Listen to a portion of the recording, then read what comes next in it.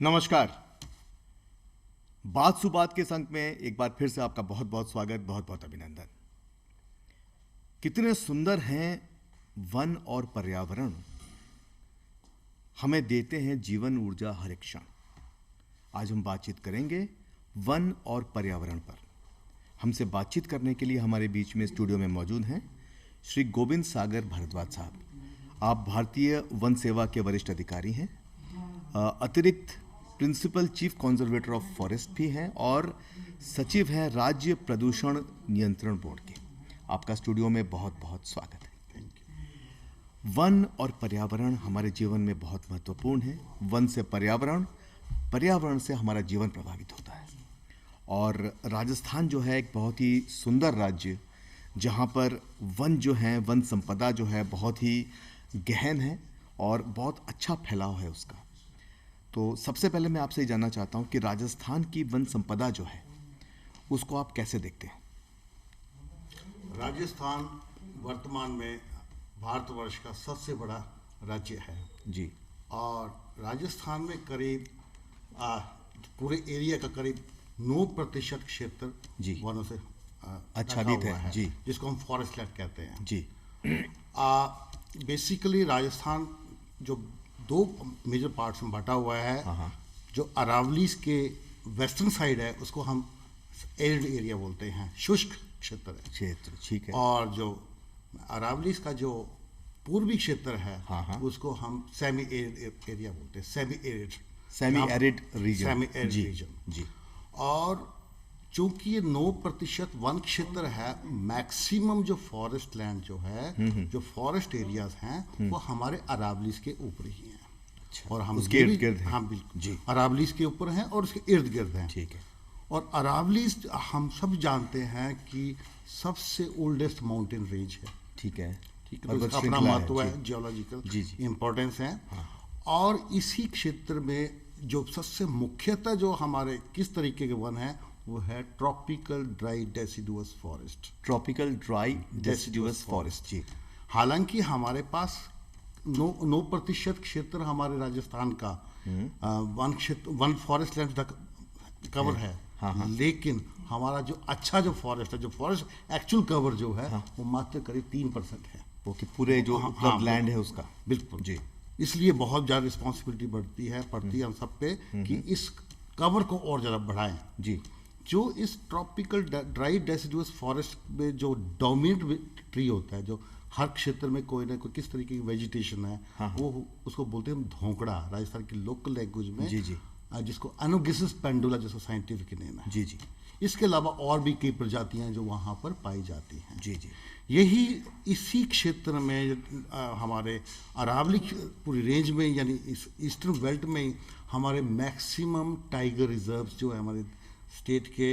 हमारे tiger population और wilderness area यहीं पर है जी। बहुत बहुत अच्छा जी। जहाँ रहा सवाल हमारे वेस्टर्न राजस्थान का, जिसको थार डेजर्ट भी बोलते हैं, वो बिल्कुल टोटली यूनिक इकोसिस्टम है। अच्छा। वहाँ पर मुख्यतः जो सबसे इम्पोर्टेंट जो वेजिटेशन है जिसको हम खेजड़ी कहते हैं। खेजड़ी मतलब प्रोजोपिस निरेरिया जी। ये हमारा राज्य वृक्ष भी है।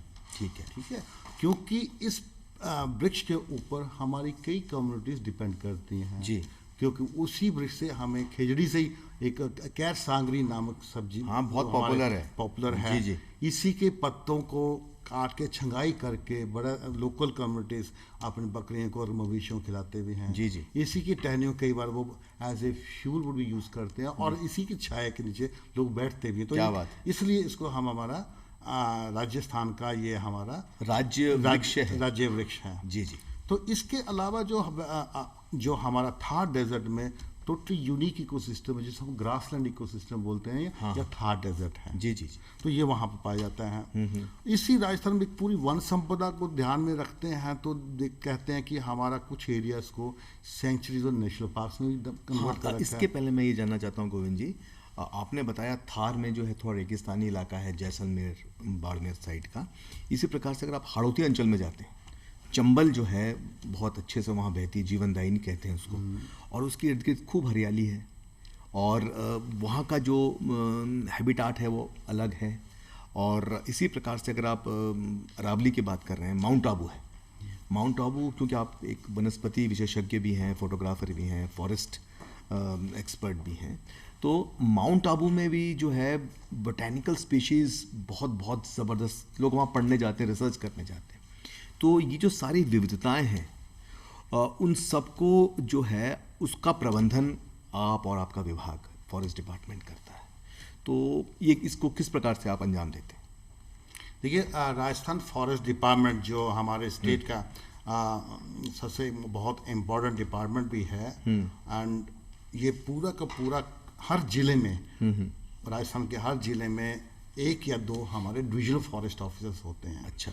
उनके नीचे डिविजनल फॉरेस्ट ऑफिसर के जिन्हें मंडल वन अधिकारी, उनके पास रेंज ऑफिसर से लेके फॉरेस्ट गार्ड्स तक होते हैं। तो फॉर एग्जांपल मैं एक उदाहरण तैयार बात करता हूँ, माउंट आबू। माउंट आबू को हमने एक सेंचुरी के रूप में उसको नोटिफाई कर रखा है जी। Mount Abu wildlife sanctuary, करीब 320 स्क्वायर किलोमीटर का एरिया है। अच्छा। क्योंकि इसकी अपनी यूनिकनेस है और वेजिटेशन बाकी जगह से डिफरेंट है।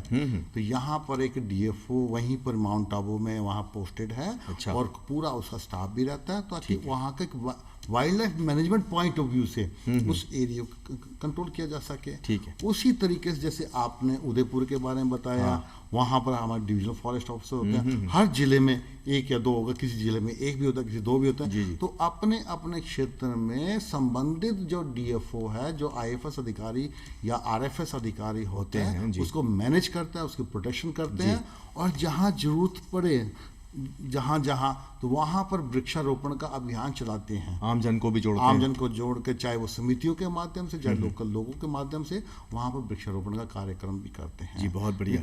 सबसे बड़ा जो उद्देश्य फॉरेस्ट ऑफिसर का है, उसको अपना जो राजस्थान वन अधिनियम या वन्य जीव अधिनियम को इम्प्लीमेंट करना है, उसको लागू करना, क्रियान्वयन करना उसका, कि कोई जंगल से लकड़ी तो नहीं काट रहा है, कोई स्मगलिंग तो नहीं कर रहा है, या वहां पर कोई शिकार या पोचिंग को अंजाम नहीं दे रहा है। ये रिस्पॉन्सिबिलिटी हमारे डीएफओ की होती है। बहुत अच्छा। मैं आपसे जानना चाहता हूँ कि राजस्थान के अंदर आपने जो है, जो आपका वन क्षेत्र है, आपने 9% बताया, उसको आपने अलग अलग national parks, sanctuaries, tiger reserve, इस प्रकार के क्षेत्रों में विभाजित कर रखा है। तो हमारे राजस्थान में इस प्रकार के कितने क्षेत्र हैं? राजस्थान में करीब हमारे पास 3 नेशनल पार्क्स हैं। करीब 3 नेशनल पार्क नोटिफाई किए जा चुके हैं, जिसमें रणथंभौर नेशनल पार्क जो सबसे फेमस है और पुराना भी है। दूसरा है केवलादेव नेशनल पार्क, जो घना बर्ड सेंचुरी के नाम से जहाँ बहुत देशी और विदेशी पक्षी आते हैं। और तीसरा हाल ही में जो मुकुंदरा टाइगर रिजर्व जो नेशनल पार्क है। ये 3 तो हमारे नेशनल पार्क हैं। और करीब हमारे पास 27 वाइल्ड लाइफ सेंचुरीज हैं, और करीब 12 हमारे पास कंजर्वेशन और या कम्युनिटी रिजर्व हैं। ओके जी। मैं बात करना चाहता हूँ, आपने अभी कुछ समय पूर्व एक किताब जो है, बहुत ही सुंदर, आप लिखते रहते हैं, आप लेखक भी हैं, आप फोटोग्राफर भी हैं। तो पहले आपने ट्रैकिंग टाइगर्स एट रणथंभौर करके बहुत ही सुंदर टाइगर के ऊपर किताब लिखी थी। तो मैं ये जानना चाह रहा था कि क्या राजस्थान का जो क्षेत्र है, क्योंकि टाइगर से जुड़ा है पर्यटन, है ना, और रणथंभौर में खूब गेस्ट आते हैं, सैलानी आते हैं, बहुत ही विख्यात है, टाइगर देखने आते हैं खासकर। तो मुझको जो जानकारी है उसके हिसाब से टाइगर जो है बहुत अच्छे से वहाँ पे विकसित हो रहा है, पनप रहा है, और बहुत कंफर्टेबली है। और हालांकि ये अलग बात है कि जब टाइगर्स के बच्चा होता है तो वो न्यूज़ बनती है, इंसान के बच्चे की न्यूज़ नहीं इतनी। तो जो टाइगर है, क्या टाइगर के लिए राजस्थान बहुत अनुकूल स्थान है? जो रॉयल बंगाल टाइगर है, जो मैजेस्टिक एनिमल कहते हैं जिसको, और आपका सरिस्का भी है, ऐसे इधर आपके रामगढ़ को भी डेवलप कर रहे हैं बूंदी ज़िले के अंदर सेंचुरी के रूप में, टाइगर रिजर्व के रूप में। तो क्या राजस्थान जो है, क्योंकि आप टाइगर एक्सपर्ट भी हैं, इसलिए मेरा प्रश्न आपसे ये है कि क्या राजस्थान में टाइगर जो है बहुत अच्छे से जो है ग्रो कर रहा है और उसके लिए बहुत ही अनुकूल स्थान है? कोई क्षेत्र या कोई एरिया या कोई जंगल किसी स्पीशीज के लिए अनुकूल है या अनुकूल नहीं है, वो डिपेंड करता है क्या 2-3 उसमें क्राइटेरिया देखा जाता है। क्या कभी पूर्व में उस क्षेत्र में कभी वो पर्टिकुलर स्पीशीज रही, यानी टाइगर रहा, हिस्ट्री उसकी देखी जाती है। हिस्ट्री देखी जाती है। हाँ। दूसरा, क्या वर्तमान में उस क्षेत्र की कैरिंग कैपेसिटी है उस स्पीशीज को सस्टेन करने की, यानी टाइगर को सस्टेन अपने गोद में रखने की। हाँ जी, जी। तो उस कैरिंग कैपेसिटी में वो चीज भी आ जाती है जिसको हम बोलते हैं प्रे बेस, खाने के लिए। जी। तीसरा सबसे बड़ा जो आती है चीज जिसको हम बोलेंगे सबसे इंपॉर्टेंट है विलिंगनेस। अच्छा। डिजायर्ड, जिसको डिजायर्ड नंबर बोलते हैं, डिजायर्ड। क्या वहाँ की लोकल कम्युनिटीज के साथ वहाँ के लोग, हाँ। या वहाँ का जो प्रशासन है वो चाहता है कोई टाइगर की, नहीं चाहता है, वहाँ का लोग, स्थानीय जनता चाहती है। जब ये तीनों ही चीजें उस पर्टिकुलर स्पीशीज के लिए अनुकूल होती हैं, तब हम कह सकते हैं कि वहाँ पे मस्ती से रहता है। अब रहा राजस्थान में टाइगर का सवाल। राजस्थान में टाइगर आपका पूरा का पूरा जो मैंने क्षेत्र बताया, पूरी की पूरी अरावली बेल्ट जो है, धौलपुर से स्टार्ट करते हैं हम आपका साउथ तक, वहाँ पर पूर्व में हिस्ट्री देखते हैं, इनकी हिस्टोरिकल एविडेंस देखते हैं, तो हमारे टाइगर्स रहे हमेशा वहाँ पर रहे हैं। हमेशा अच्छा, टाइगर रहे हैं। तो। रामगढ़ विषधारी सेंचुरी में टाइगर रहा है, जो आप प्रश्न किया है। आपको याद होगा 1997 में हम जैसे वहां पर इकट्ठे भी थे, एनकाउंटर हुआ था, टाइगर्स ने आपको अटैक किया था, टाइगर वहां मूवमेंट करते थे। जी जी। ये टाइगर वहां रहे हैं। वैसे मुकुंदरा हिल टाइगर रिजर्व जो वहां पर दरा सेंचुरी के नाम से फेमस थी, दरा सेंचुरी, तो आपको ये भी याद होगा कि वर्ष 2003 में वहां पर एक टाइगर जब आया था, वहां पर विचरण करता चला और एक ट्रेन से टकरा के मारा गया, तब पता चला कि वो टाइगर रणथंभौर से था। अच्छा अच्छा। यानी इस टाइगर वही मूवमेंट करता है जहां पर उसका पूर्व में क्षेत्र रहा हो। अच्छा। तो हमारा जो ये पहला प्रश्न जो आता है कि यहाँ टाइगर ऐसे बिल्कुल रह सकते हैं, प्रोवाइडेड इस एरिया में आपके ये तीन जो आपने बिंदु बताए वो सही हो। हाँ, नंबर 1 कि वहाँ प्रे बेस होना चाहिए, वहाँ जंगल कवर होना चाहिए, और तीसरा लोकल सोसाइटीज में उस एक्सेप्टेंस हो, उसकी एक्सेप्ट करना चाहिए। जी जी। कि ठीक है, अगर मेरी भैंस भी खा लेगा तो हम उसे एक्सेप्ट करेंगे, क्योंकि हमें कंपनसेशन मिलेगा। जी, आपने बहुत बहुत अच्छी बात बतलाई। मैं आपकी किताब को देख रहा था, डेजर्ट नेशनल पार्क पे, जो आपने अभी जारी करी है कुछ समय पूर्व, और बहुत ही सुंदर किताब है। डेजर्ट नेशनल पार्क है, लेकिन वो एक्चुअलिटी में नेशनल पार्क नहीं है, लेकिन रेगिस्तान जो है जैसलमेर का आपने बहुत ही अच्छा क्षेत्र उसमें लिया, और उसमें आपने खासकर जो हमारा राज्य पक्षी है द ग्रेट इंडियन बस्टर्ड, जिसे हम गोडावन कहते हैं, उसके उत्थान के बारे में, उसके रहन सहन पे खूब बातें करी हैं। तो थोड़ा उस किताब के बारे में बताएं कि वो जो किताब है उसकी पीछे प्रेरणा क्या रही, और उस किताब से जो है क्या क्या बातें सामने आई।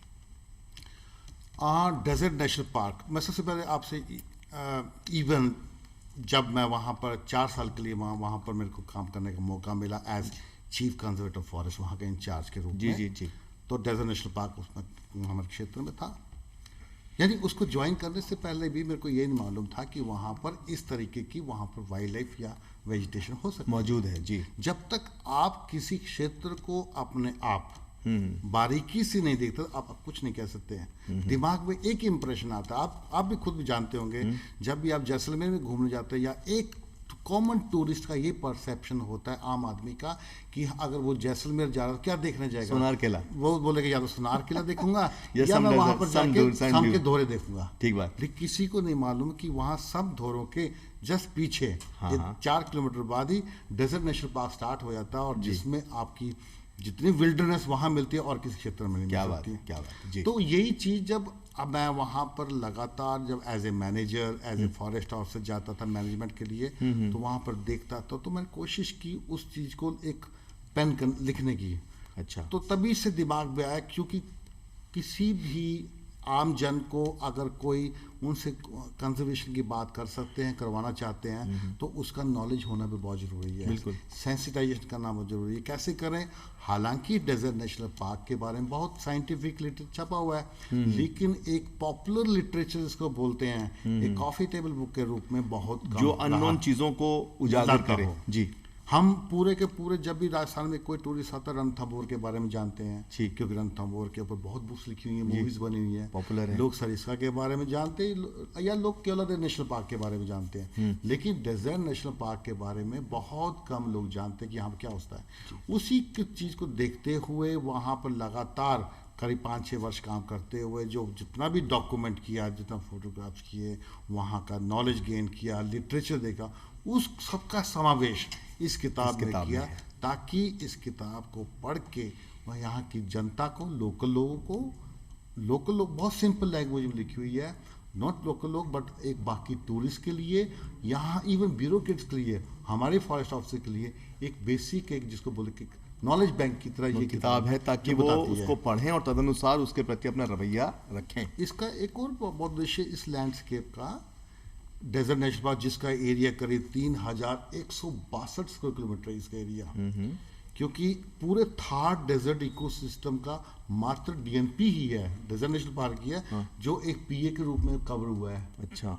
क्योंकि वहाँ पर ह्यूमन प्रेशर बहुत बढ़ रहा है, चाहे कुछ भी, तो लोकल वेजिटेशन या लोकल पारिस्थितिक तंत्र में प्रॉब्लम आ रही है, इसलिए उसको हमने एक डीएनपी के रूप में बनाया था, जिसको इस बुक के माध्यम से लोगों के तक पहुँचाया जा रहा है। बहुत बहुत सुंदर, आपको इस किताब के लिए बहुत बहुत बधाई।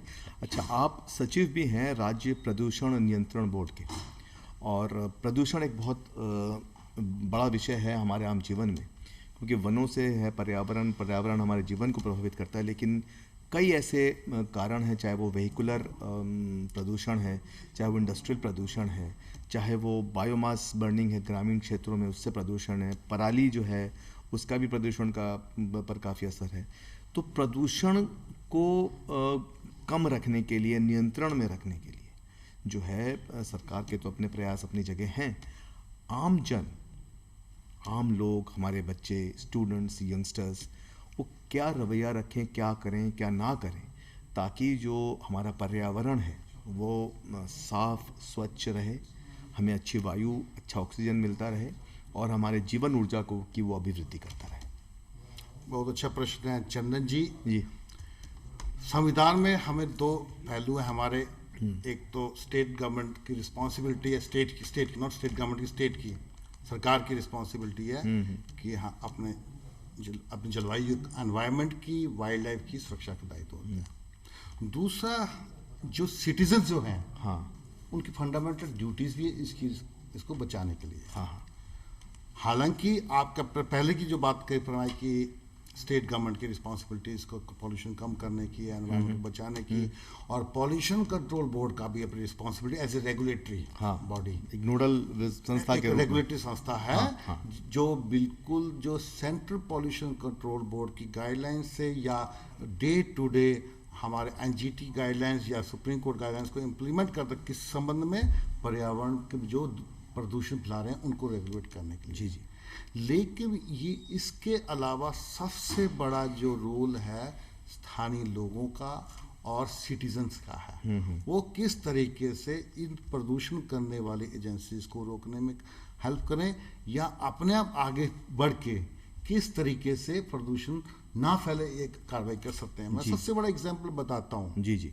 सॉलिड वेस्ट मैनेजमेंट, जी, सॉलिड पेस्ट यानी प्लास्टिक पॉल्यूशन जो आपका आ रहा है, इसमें सबसे बड़ी समस्या जो आती है रिसाइकलिंग में या उसको डिकम्पोज करने में, वो होता है सेग्रीगेशन। अच्छा, सेग्रीगेशन मीन्स अलग करना। उस बायोलॉजिकल वेस्ट भी है और आपका नॉन बायोडिग्रेडेबल वेस्ट भी है, प्लास्टिक भी सब कुछ है। तो वो हमेशा अलग करने से समस्या आती है। जी।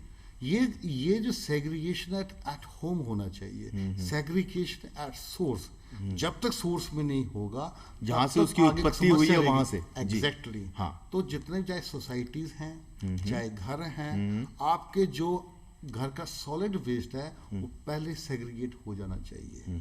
जो आपका प्लास्टिक या पॉलीथीन है वो अलग करें और बाकी भी वेस्ट अलग करें, तभी जाके हम इसको, एक एग्जांपल दे रहा हूँ कैसे। बहुत अच्छा बताया आपने। जी।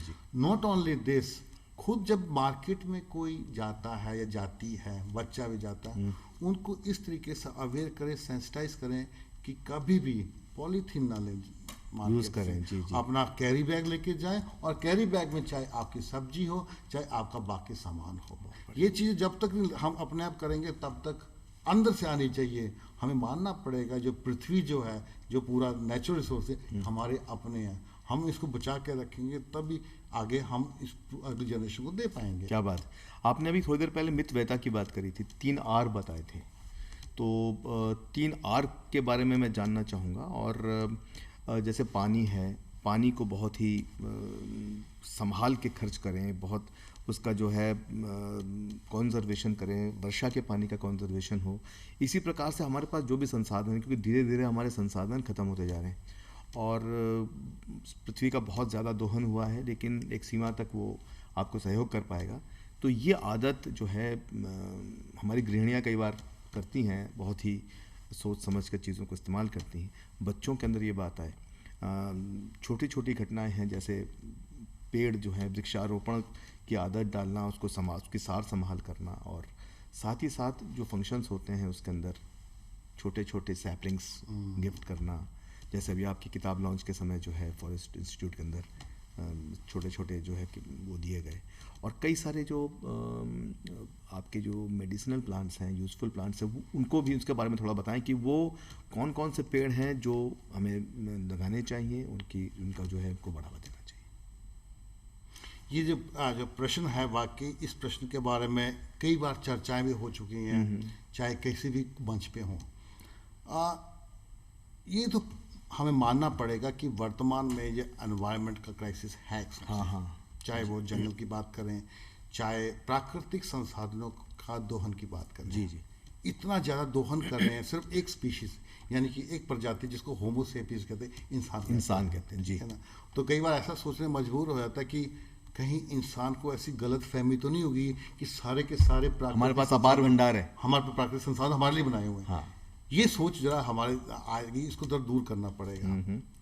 ये रहा बात अब हमारी अवेयरनेस, जनरल जो बच्चे हैं, आपकी जो कम्युनिटीज हैं, जो सिटीजन है, कैसे कर सकते हैं। जैसे आपने सही फरमाया कि 3R, रिडक्शन इन यूज, मतलब इस्तेमाल में कमी, हाँ, रीयूज, पुनः इस्तेमाल, रिसाइकल, और रिसाइकल, ये तो करना पड़ेगा।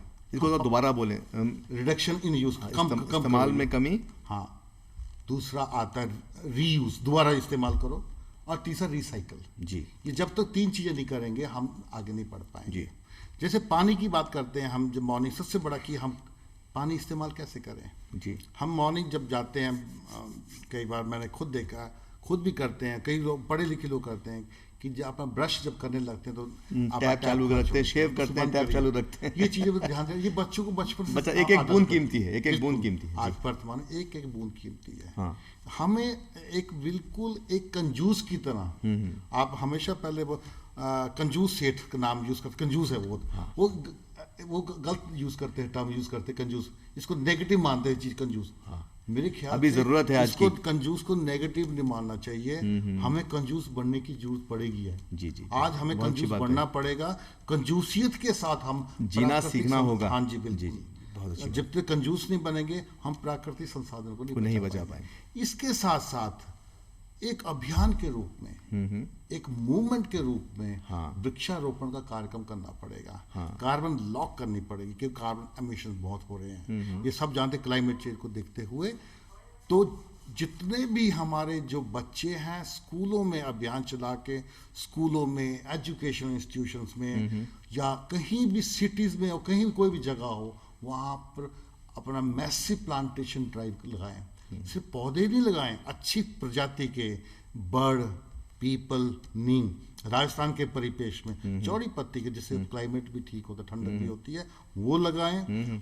बच्चे को शुरू से शिक्षा दें। अगर आप बच्चे का जन्मदिन मनाते हैं, उसकी वर्षगांठ मनाते हैं, अगर 15वां जन्मदिन है तो बच्चे से 15 वृक्षारोपण कराएं। अगर 20वां जन्मदिन है 20 पौधे लगाए, और बच्चे के वहाँ पार्टी में बच्चे आते हैं दूसरे, करेंगे, सोशलाइज करते हैं, तो उनको गिफ्ट के रूप में भी पौधे दीजिए, रिटर्न गिफ्ट जो होता है उसमें, तभी जाके हम कह सकें कि कुछ नहीं, अगर 10 पौधे भी लगाते हैं, 5 भी चलते, तो कुछ ना कुछ आपको वहाँ पर। बहुत अच्छी बात बतलाई आपने, बहुत अपनी अच्छी बात बतलाई।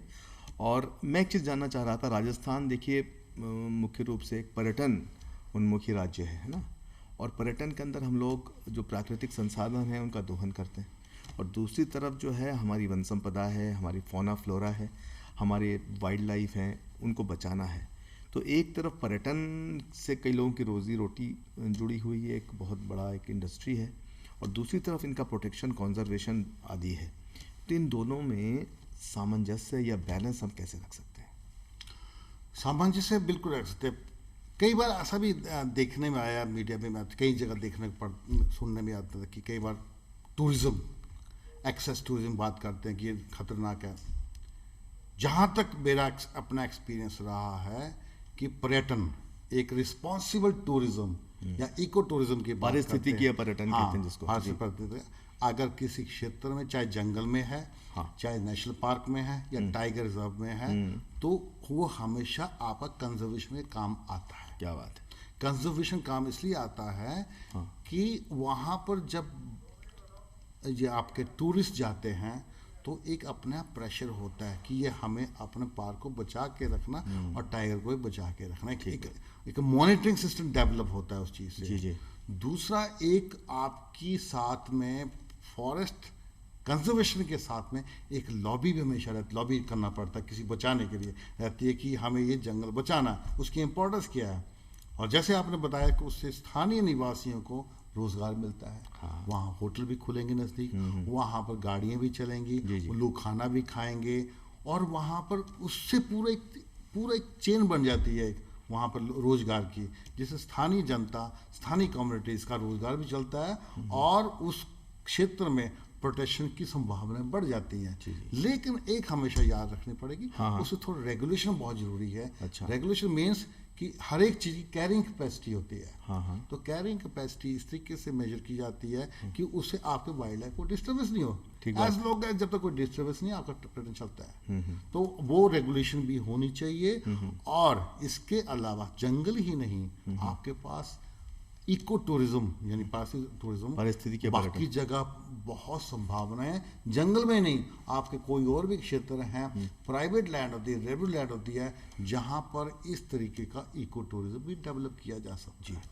तो आपने बहुत ही अच्छी बात बतलाई। और चलते चलते जो है हमारे जो बच्चे हैं, हमारे टीनेजर्स हैं, आमजन हैं, उनके लिए मैं चाहता हूँ आप उन्हें क्या संदेश देना चाहेंगे कि किस प्रकार से वनों से मित्रता करें, पर्यावरण को बचाएं, किस प्रकार से जो है हम एक सुंदर पृथ्वी की कल्पना करें और अपनी भागीदारी के साथ उसको आगे बढ़ाएं।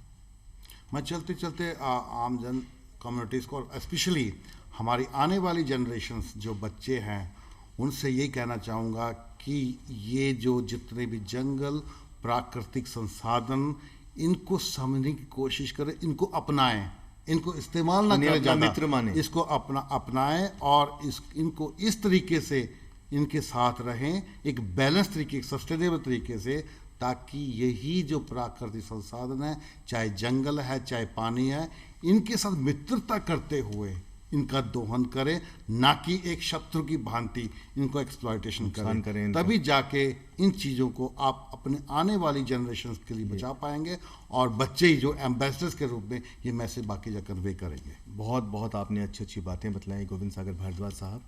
आपका स्टूडियो में आने के लिए और इतनी महत्वपूर्ण बातें बताने के लिए बहुत बहुत धन्यवाद।